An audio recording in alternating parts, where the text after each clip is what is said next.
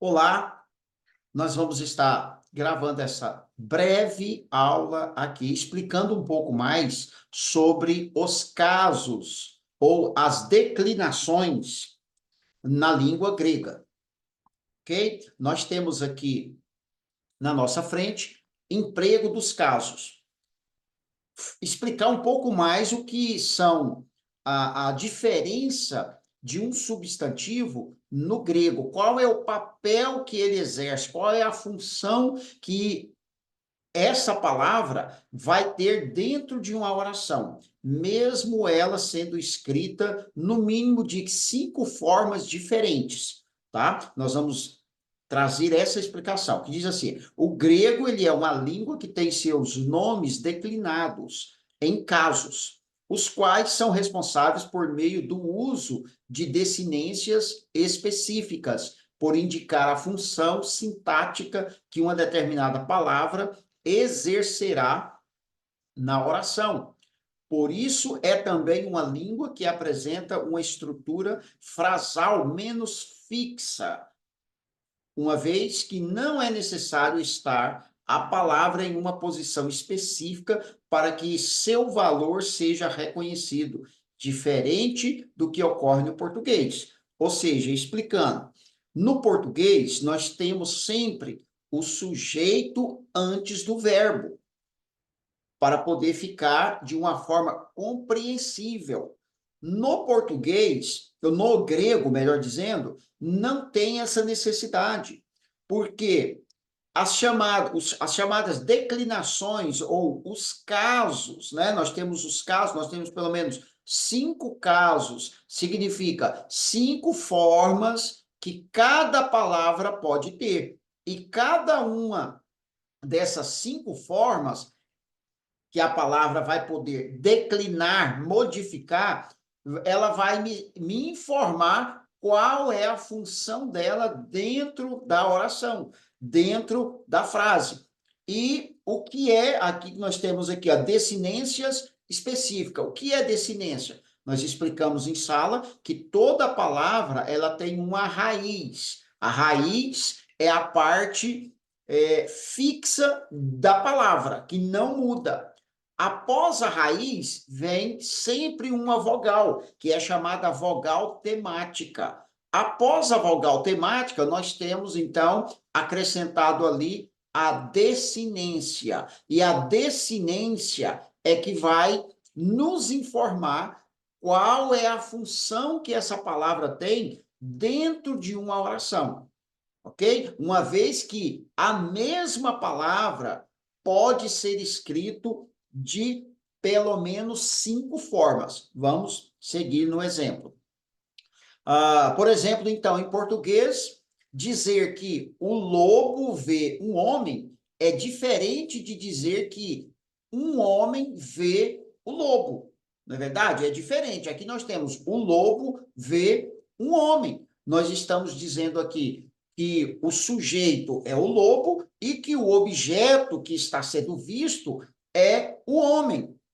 No grego, é diferente. Por quê? Porque não vai importar a organização que as palavras, onde as palavras vão estar dentro da oração. Se vai vir primeiro o sujeito, se vai vir primeiro o verbo, se vai vir primeiro o adjetivo, não importa. No grego, o que vai definir qual é a função da palavra na oração será as suas terminações, tá? São chamados os casos, ou seja, em grego, porém, por causa do emprego dos casos, um homem seria o sujeito da frase, quer estivesse antes ou depois do verbo. No português, se nós colocarmos o verbo antes, fica errado e pode mudar completamente o entendimento da frase. No grego, não faz diferença. Vamos para o exemplo. No nominativo, ou seja, aqui nós temos pelo menos 5 casos no grego. 5 casos. Deixa eu ir aqui lá para o final para mostrar para vocês. Nós temos pelo menos 5 casos no grego, que é o nominativo, que ele indica quem é o sujeito. Nós temos o vocativo, que é um chamamento ou um apelo. Nós temos o acusativo, que ele é complemento ou um objeto direto. Nós temos o genitivo, que ele funciona como função de posse. Em português a gente usa de, né? Casa de João. E no dativo, ele vai ser o objeto indireto, porque vai ter o uso de uma preposição. Agora, deixa eu voltar aqui e vamos tentar esclarecer mais ainda o que é isso. Então, nós vemos aqui, no nominativo, sempre ele vai terminar com O, ômicron, sigma.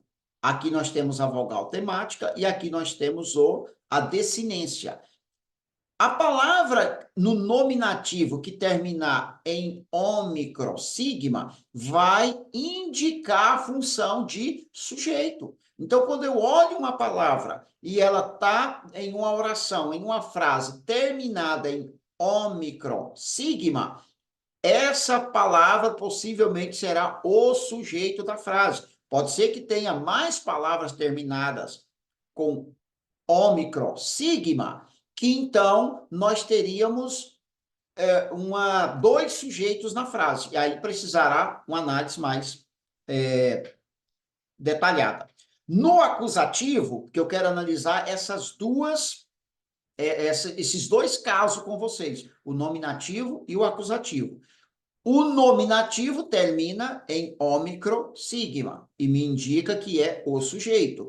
O acusativo termina em ômicron, ni, on, e indica função de objeto. Então, essas terminações vão me dizer, dentro de uma frase, qual é a função que aquela palavra está exercendo. Vamos olhar os detalhes aqui, que fica mais fácil ainda. Nós temos aqui esta frase. Lucos, hora antropon. Lucos, hora antropon. Vamos para uma segunda frase. Nós temos aqui antropon, hora, Lucos. O que nós temos aqui? Veja que nós temos as mesmas palavras, porém invertida nos seus lugares. Eu até coloquei aqui o Lucos, colocando a sua terminação ômicron sigma destacada, também colocando na palavra antropon a palavra destacada em azul. E nós vimos aqui atrás que quando eu tenho ômicron sigma é sujeito. Quando eu tenho ômicron ni é objeto. Agora acompanha novamente. Então, aqui nessa frase, ela está me dizendo que Lucas é o sujeito. Por quê? Porque eu tenho a terminação na palavra Lucas, ômicron sigma. E a frase está me dizendo que antropon, está me dizendo que antropon, que está terminado em ômicron, ni, é o sujeito dessa frase. Vamos continuar e eu vou dar a tradução. A terceira, nós temos aqui antropon, holukos, hora. A tradução, o lobo vê um homem. O lobo vê um homem. Nós temos aí a terminação ômicron, sigma, indica a função de sujeito. Então, o sujeito nessas três frases aqui, o significado é o mesmo significado. O lobo vê um homem. Por quê? Porque não importa onde o sujeito se encontra na frase. O que importa é que eu saiba quem é o sujeito. E no grego, o caso que me indica quem é o sujeito é a terminação ômicron sigma. E o caso que me indica quem é o objeto é o ômicron ni. Então, aqui eu tenho o sujeito da frase, tá aqui, Rolucos, que é o lobo, ele é o sujeito, e o que ele faz? Ele vê o homem. Então, quando o lobo vê o homem, o lobo é o sujeito, homem é o objeto que está sendo visto. Então, nós temos Rolucos, Hora, Antropon. E se eu disser Antropon, mas aqui não muda em nada, porque Antropon continua sendo o objeto. E o Lucos, que está lá no final, continua sendo o sujeito. Por quê? Porque o ômicron e o sigma está me dizendo que ele é o sujeito. Isso, então, é a função dos casos na oração. Ou seja, não importa o que você coloca primeiro, ou o que está escrito primeiro. O que importa é saber a terminação de cada palavra, porque elas é que vão me dizer quem é o sujeito, quem é o objeto, tá? Qual a função que ele está exercendo. Vamos prosseguir novamente. Agora nós temos aqui ton lucon, ora anthropos. Nós temos uma segunda. Anthropos, ora ton lucon. E nós temos a terceira. Anthropos, ton lucon, ora. O que significa? Tradução, nós temos aí um homem vê o lobo. Por quê? Porque aqui agora mudou o sujeito. Veja que é a mesma frase, mas o caso aqui terminado em omicroni indica a função de objeto direto na frase. Então agora, quem é o objeto? Não é mais o homem. O objeto agora é o lobo.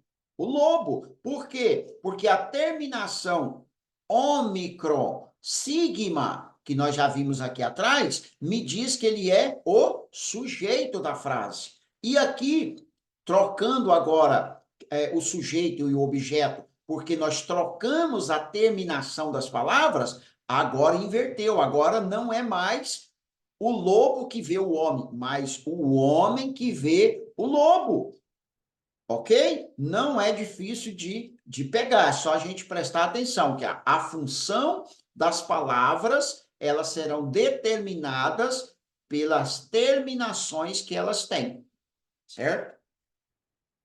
Para terminar, nós temos, então, assim em grego, ficamos sabendo qual a função da palavra por sua declinação, e não pelo lugar em que ela está na oração. E nós temos, em grego, 5 casos que definem a função das palavras na oração. Pelo menos 5 casos é o que nós precisamos saber no grego koiné. E elas estão aqui, o nominativo, vocativo, acusativo, genitivo e dativo. Não importa a ordem desses casos aqui, tá? E a função, nominativo, sujeito ou predicado do sujeito. Vocativo, um chamamento a um apelo, ou um apelo. Acusativo, complemento ou objeto indireto. O genitivo, função de posse, e em português, de.